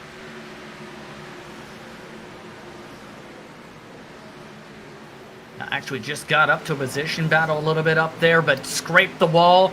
Teammate right behind, not able to check up in time, and pinballs right into the bottom of the racetrack. Minter definitely not going to be happy there because that doesn't happen. He likely laps the field on the fresher tires. Now, he's going to have to work for it. So Minter turns left, leads the field to pit road. A lot of lap cars between him and second place, so he would have to have one of the worst pit stops of the season to lose the lead here. But it would be little consolation with everyone now getting a reset. Norton's pit lane, pit box, right at the front of the queue. He's already getting his service, while others still wait to get to their box on the back half of pit road. Question's going to be which car rather will be the first one out. Minter. Which, well, the second car, I should rather say. It was, I think, 10 lapped cars, maybe a little bit less between himself and Seth Knoll. If anything, he can actually fix some of the nose damage that he might not have had a chance to fix. There he goes, out of pit road for Minter. Seth Knoll follows, Norton third, and then Ashton Crowder, Vicente Salas, and then James Wenzel. So Salas has popped up into the picture late on here. Haven't talked about him much today. Yeah, he's been fairly quick. Quietly was starting to gain some time in that last run, so this is going to be a test for him, especially since, well, his left front fender, I should rather say, crushed in. His right front fender crushed in. His left rear quarter panel crushed in. And the back bumper has a little bit of a crinkle. So just about every corner's been hit today. Did you say his left front rear quarter panel? You know what I was saying. Yeah.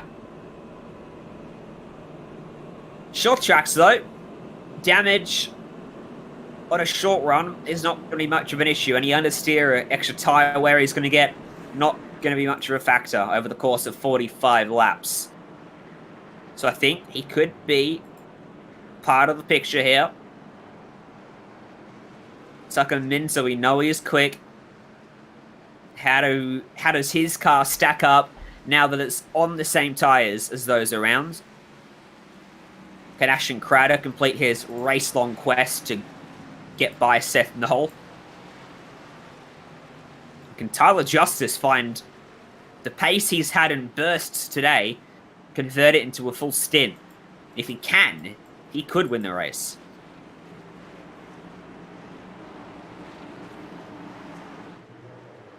Pace car off. Let's go back racing. A good restart for Tucker Minter. 44 to go. And your front runner started in first gear. Listen on board with them all the way up inside the top 10. And that allowed that huge jump for the top two cars. Salas, though, already lost the top, though, believe, to Justice. Justice driving to his outside off the exit of the corner. And now with the full overlap. Down the back straight, Justice clears him, and Salas now will be able to get up top. Ahead of Curtis Sawyer, if he's aggressive enough, and he is. Sawyer had to back out.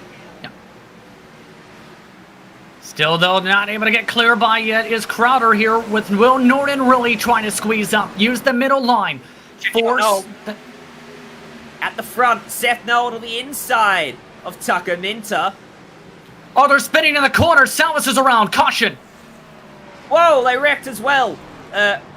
Will Norton got turned after the caution. Wrecking everywhere. What in the world? Believe Curtis Sawyer and Vicente Salas both got loose. That triggered the caution, and then you mentioned that incident. Here's the look at that. It'll be the next time by around this racetrack, where that collected the O2 machine of Elicino as well. That's Balacino at the back of the shot there. On the left. Ooh, that was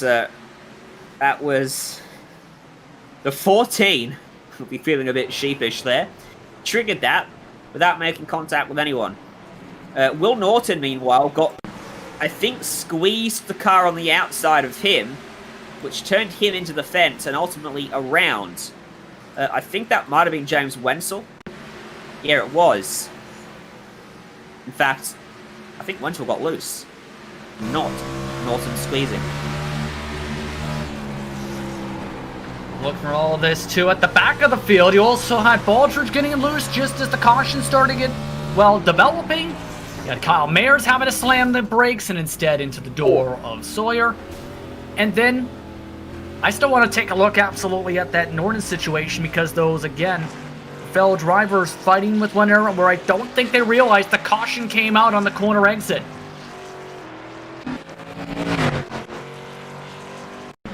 Cosman...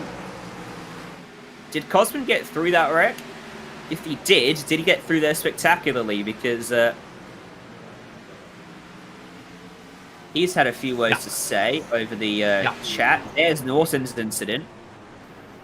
Yeah, Wenzel got definitely loose on the corner exit right into the door of the 25, but... Go on board with Cosman as they wrecks and the seas parted for him. Taking a look at Johnny Baldridge first in all this. I believe here in one of the F5 cars. They actually started putting bumper cars with the aerodynamic machine on the top line as well as the AR cars. And Baldridge actually just lost it. That car just... How it's been built, I think just too much speed overall. So, or rather I should say, just rolled over itself, so to speak, on the suspension on the corner entry and in turn, just couldn't stick the corner.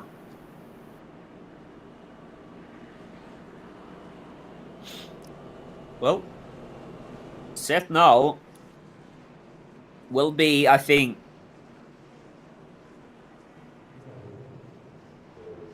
happy with the pace he was showing. Was almost had his nose ahead of Minter before the caution came out. So that looks like a really good battle when we go back green. Knoll needs to get the restart though, because Minter's getting a couple laps by himself every restart. It's going right in his lap. And while he is likely use the tire sets, we're at that point where I doubt we see really many people use them, except for maybe a couple outliers who want to try a last chance gamble. I don't know if there's going to be enough laps for even fresh tires to get up to the field. Here we go, though. Nexus 1-2 again. Crowder tried to time it. He didn't do it well. Minter gets away from Seth Knoll, and Crowder just slides up into third, ahead of Tyler Justice. And then side by side as down low, Cosman tries to find a way through. Has to slot up to the top side. When we already have cars spinning, I believe it may have been Jeans on the apron. There's the caution.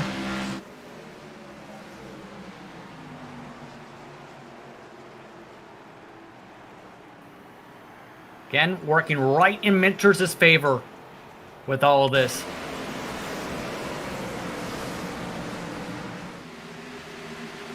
On the bright side, Vicente Salas had said on the radio 100 laps to go. He wanted to get food. He's now getting food. I don't think it was intentional here with this. Just, again, just snap corner exit for Michael Jeans.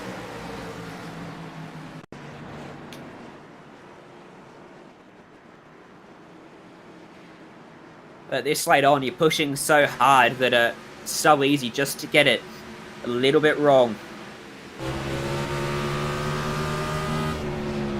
This is Cosman's view of that previous caution, by the way. And he picks up about 5 spots there. C's just parted perfectly, didn't they? And that's usually the case when it comes to Cosman sometimes. They smile upon him. There's a reason at one time he actually won NIS Open at Dover.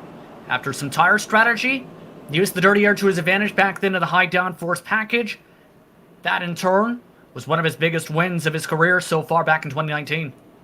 Could almost say Cosman's got some cosmic luck in that 24 car. Yes, indeed. Does anyone want fresh tires? Doesn't look like it. Regulant's going to get the lucky dog. Tuck him into... I think things are just panning out for him right now. With these short runs, Noel's not getting any opportunity to work up a pass. Needs to build up to it, and he's not getting enough laps to do so, as a couple cars come to pit road. A couple of the cars that are a lap down. No one from the lead, though.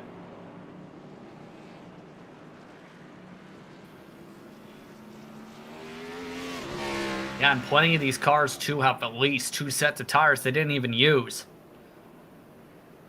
So, I think one of the drivers that is really going to be having to think about this again is Crowder with how he's driven. Where I think he's got speed to try and run away.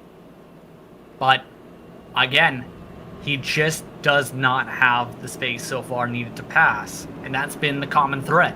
It's tough to pass at Bristol. It is. It's to the point where you almost have to wonder where the patience starts to wear away completely for some of these cars. Yeah. At what point does Noel use the bumper, if at all? We saw it last week on the last lap. Michael Guest working the bumper of Garrett Maines on the last lap. Maines was still able to hold on, though. Surely, if Noel's still there, he'll have to use it when we get down to the final couple of laps. I mean, at the same time, you have to ask, do you really want to have 2 of your best drivers and setup builders fight? If you're a team manager, no. So, yes, race for the win, but at the same time, do it smart. Last week was a smart bump and run. That's the sort of bump and run that will be welcomed. You don't reckon? Move him out of the way.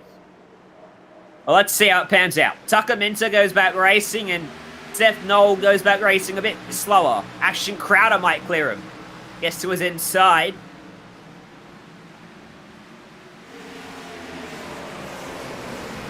Just can't round it down. And again, Crowder trying to go right to the middle. Actually nearly squished him.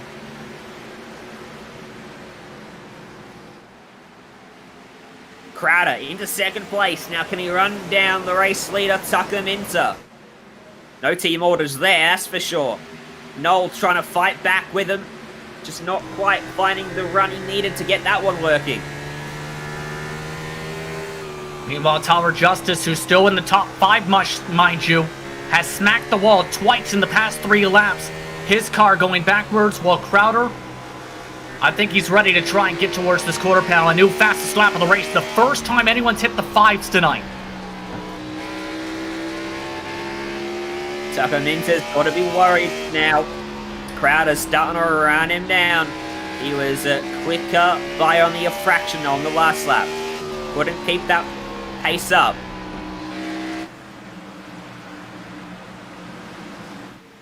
And I think at this point, you know you have a couple cracks at it.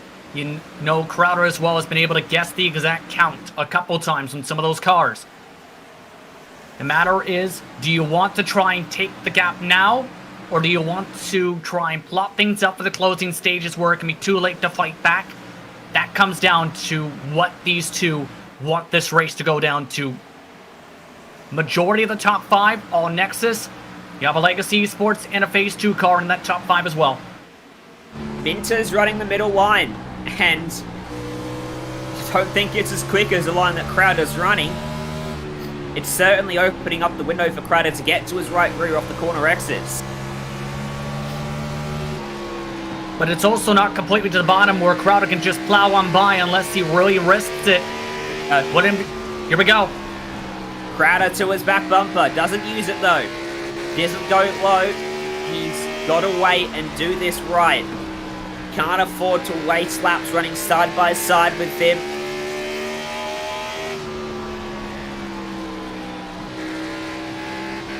He's doing what he did before, backing it up. It's worked a couple times. But it might come down to a bit of a squeeze once again. Not a bump, a bit of a squeeze to try and get Minter to let off the gas on Apex.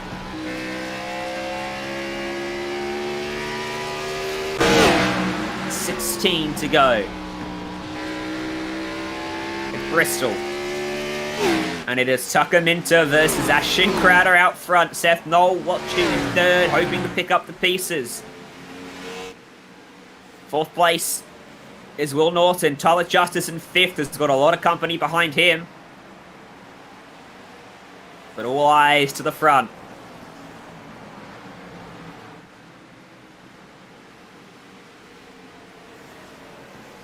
These two are the fastest cars on the racetrack, by the way. 15 flats. A lot of the air cars in the 15 ones and twos.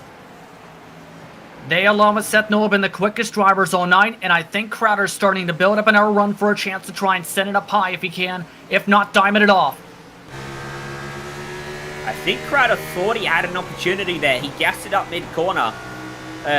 Almost ended up in the right rear of Minter and had to back out of it. That's cost him a couple of tenths. It's a move I would try to do, honestly, as well, but he's still got some time, has a couple more moves to go as long as this stays green.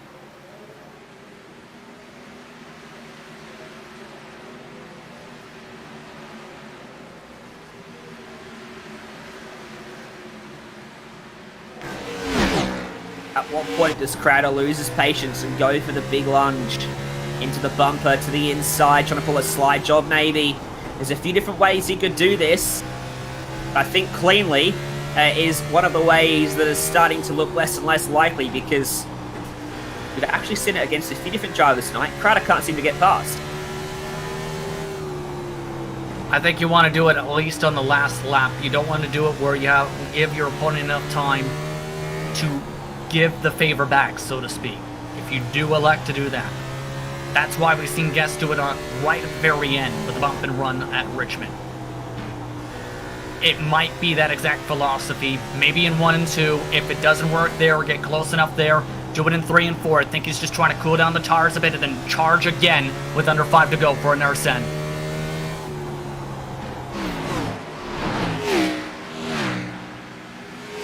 They've got a second in hand over the battle for third. Noel and Norton. Norton looking to his inside. They're side by side now for P3. But Noel with the preferred line up top and look behind. Out the gaggle.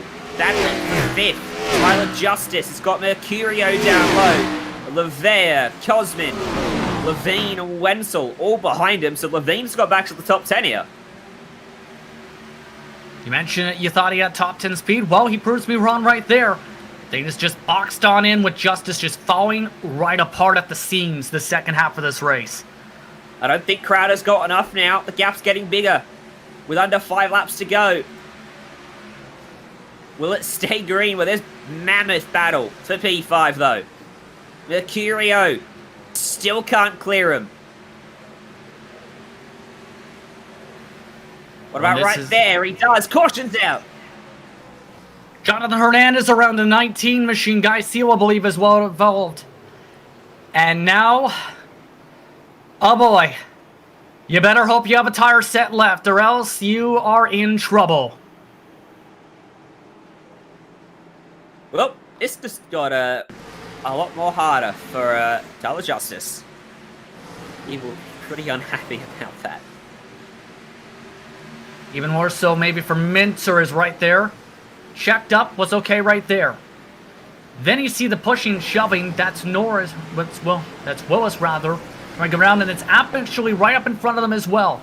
The 29, Hernandez, gets hit in the afterthought as well on all of this. believe, again, that was 29 a month, so that got shoved up the track in Brian Swafford.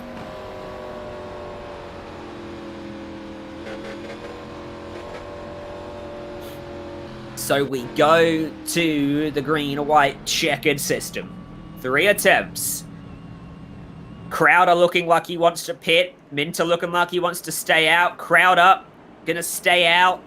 Everyone gonna stay out. No one wants to give away the track position. Unless you're James Wenzel.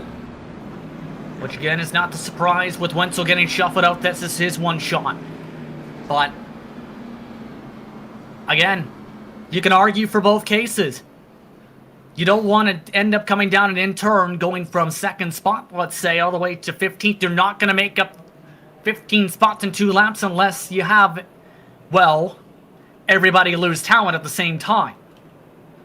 So now, it's going to come down to this. Minter on how he times up the start on old tires. Crowder on how he times up when the gas is pressed by the car inside. He's done it before. He might be able to do it again.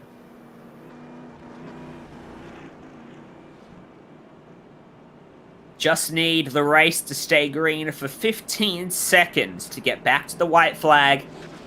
Once we're on the white flag lap, it doesn't matter what happens. The race will finish under green. Even if the leaders wreck. Haven't seen that unfold yet on iRacing. But if a caution comes out before we get back to the white flag, we'll try it again. Up to 3 times. Still a couple laps left under the pace car. For Minter, I think all he has to do is just get away on the restart. Like he's been doing. He's generally been free for 2 laps then. I think so too. If he gets the good launch, I think it's his race, as long as Crowder doesn't try and dive bomb it on the final lap. Keep in mind though, you do technically have a bit fresher tires behind, like with Justin Levine and company. They might be able to get a couple more spots after so many incidents that they were involved in, that we were, again, seeing them with that damage. They may be able to steal away a top 5 if they get enough laps here. Yeah, Levine running an 8th after being a lap down only a couple cautions ago. Was showing good pace, got the wave around. And now, up inside the top 10, but he's going to be too far back, I think, unless something major happens in front.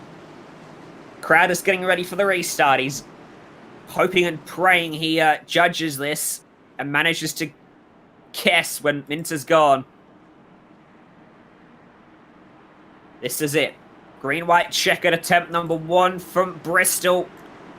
And then NASCAR iRacing Series, it's Tucker Minter, the pole sitter, still out front. Pace car peels off, we go back green. It's a restart for Minter, and it's alright. He's going to have Crowder right with him, though, for the last 2 laps. Don't know if Crowder's close enough yet, though, to try and make a pounce here. White flag, if the race is official, this is over. White flag, one more time around. Minter's got about a car length in hand. Will Crowder for 2nd place. Just one more corner for Minter to navigate. Crowder goes low to cover off Norton. But Tucker Minter, from the front to the back to the front. Tucker Minter wins at Bristol. Good win, great recovery, and cars have wrecked on the front stretch. I believe Carlisle and a couple others have wrecked as the fireworks go off on and off the track.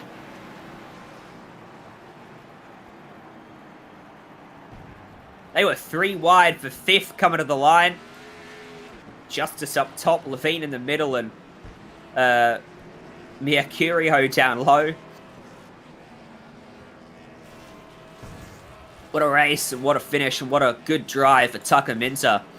After getting the damage early on in that incident, fighting back to stay on the lead lap, coming through the field. And ultimately, he walks away victorious after being the fastest driver at the very start of it all in qualifying. Here's your full results then. From a wild night at the last Great Coliseum. The winning margin, 0.2 of a second for Tucker Minter. Ashton Crowder will walk away with a 2nd place finish. Will Norton in third, Seth Nolan fourth, and Tyler Justice fifth. Ryan Mercurio picks up sixth, CJ Lavere seventh, Ippolito in eighth, Cosmin ninth, and James Wenzel comes home in 10th. 11th spot tonight, Brian Swafford. What a recovery for Curtis Sawyer after getting hit in the door at one point even. 12th spot and one of his first alias is back. Michael Jeans in 13th position, Valentino in 14th. Rachel Hunt was a lucky dog at one point, got through that Carnage mention to get all the way up to 15th. Among the cars who wrecked towards the front stretch, Baldridge, Levine, and Carwile all had a crash coming to the checkered flag right before the start and finish line. Took them a few seconds to get going. That's why you see them 36 and 39 seconds behind your race winner for tonight's action. The rest of the top 20, Patrick Moose, Jake Hickson, were one lap down. JD Willis, Guy Steeler, Boyd Hogan, and Jonathan Hernandez are all a lap down as well. Then Mike Bruno 2 laps down. Pedro Omega 3 down. He had a rough day today. Kyle Myers 27th with 5 laps down. And then I think the rest of these are retirements. Keith Bridgman, Vicente Salas, Matthew Benson, Cecil Green, Tanner Love, James Mullins, Sean Powell, Garrett Maines, and Ossian Walsh. Their days ended so very early. And I think that Cosmin ended that race with a 0x to his name, which is remarkable for 250 laps at Bristol. Let's have a chat to our race winner then. Tucker Minter, you got it done at Bristol. It was a tough race for you, though.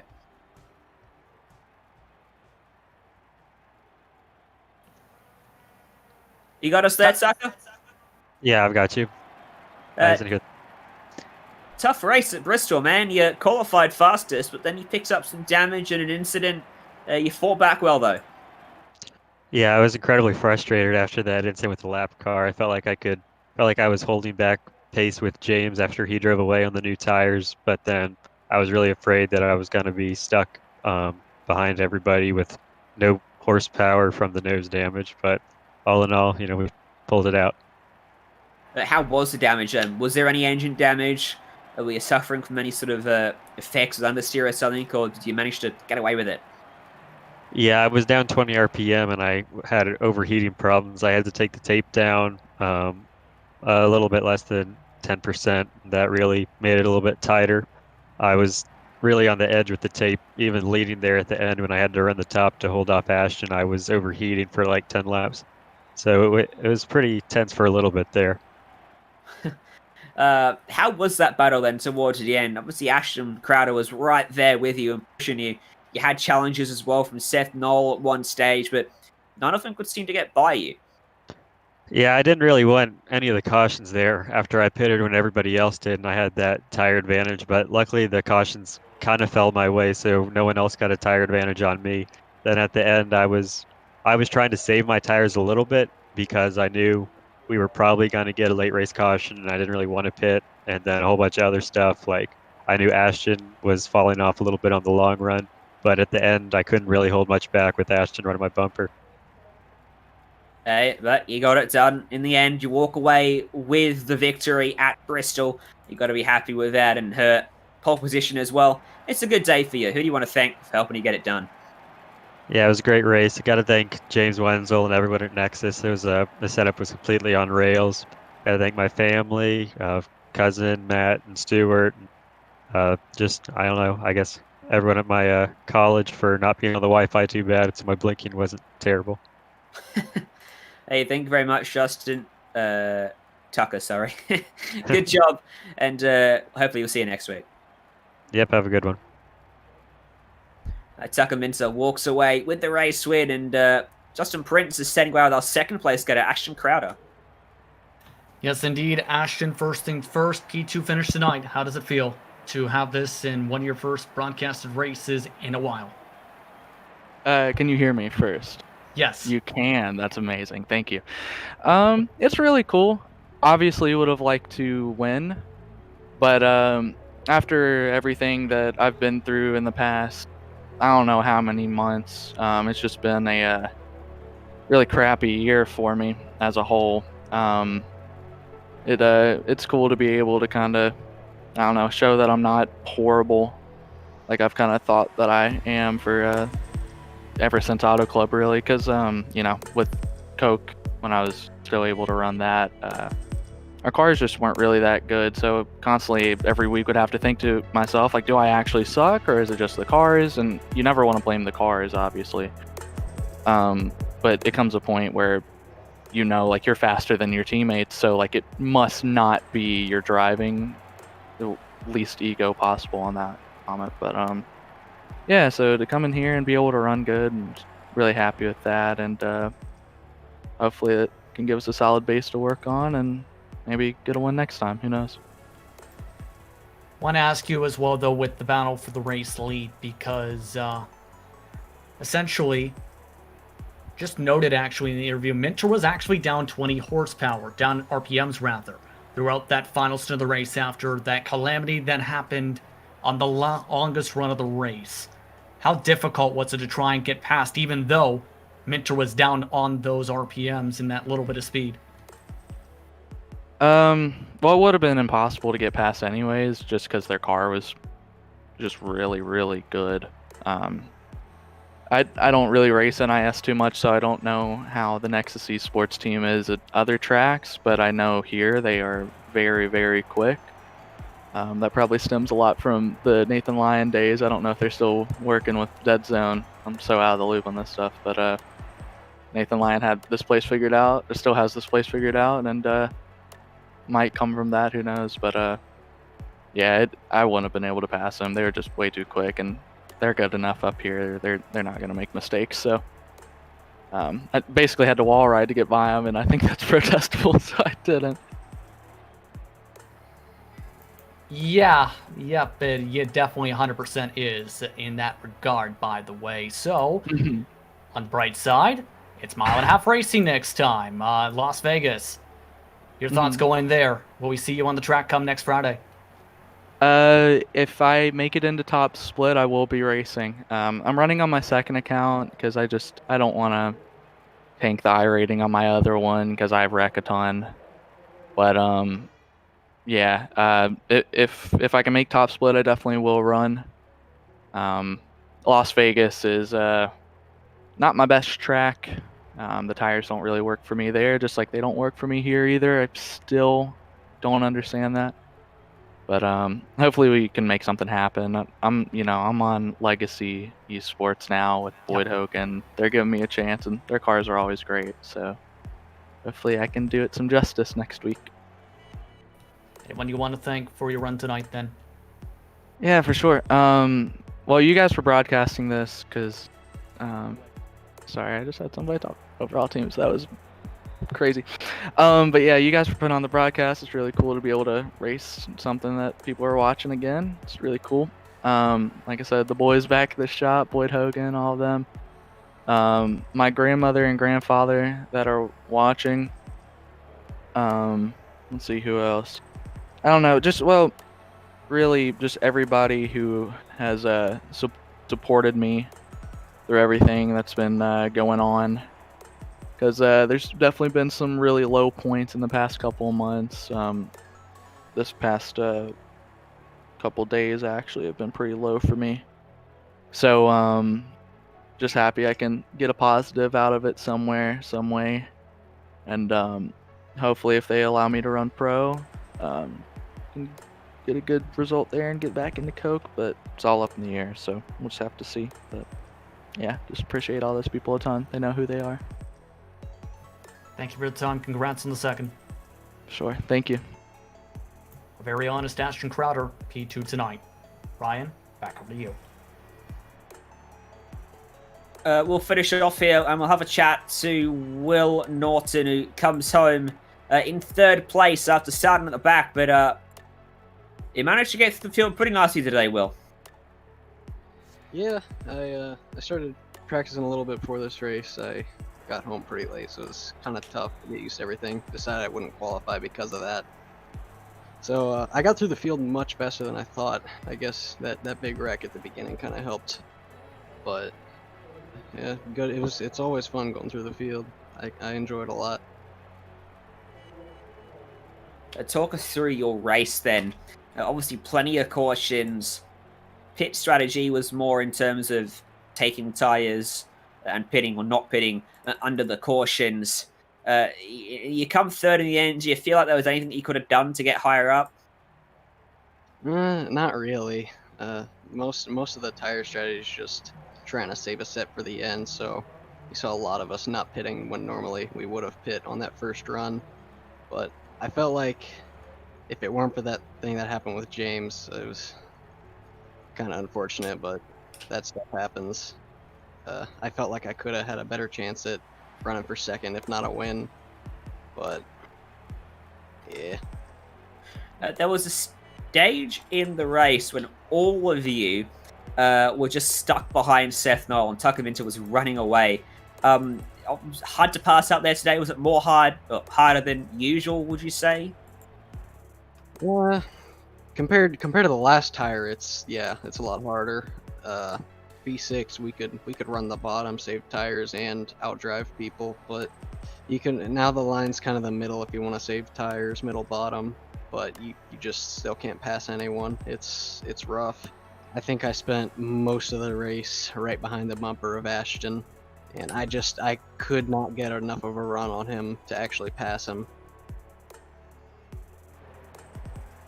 Yeah, it was certainly a trend that was reflected right across the field. Nonetheless, probably we did pass more cars than anyone else out there today in terms of start to finish, so still good. Still a very good result, and we look forward now to the next few races. You looking to come back and finish off the rest of the season here on a Friday night? It really depends on my work schedule, but if I can, I will be. All right, hey, we look forward to seeing you back whenever you can. Who do you want to thank for helping you get it done? Gotta thank James Wenzel, Nexus. James built a very good set this week, as usual. All right, hey, well, thank you very much, and good job today, and we'll see you next time. Thank you. That's Will Norton, third place tonight at Bristol, and with that, we'll wrap things up here on the iRacing Esports Network, presented by SimSpeed TV. Make sure to go and like SimSpeed on Facebook, Instagram, and Twitter to stay up to date with all of our latest broadcasts across the week. And make sure to go like iRacing Esports Network and subscribe, as well, so you don't miss any of the action for tonight. From myself, Ryan Jones, and Justin Prince alongside me, Jake Kennedy behind the scenes. Thank you for tuning in, and we'll see you next time.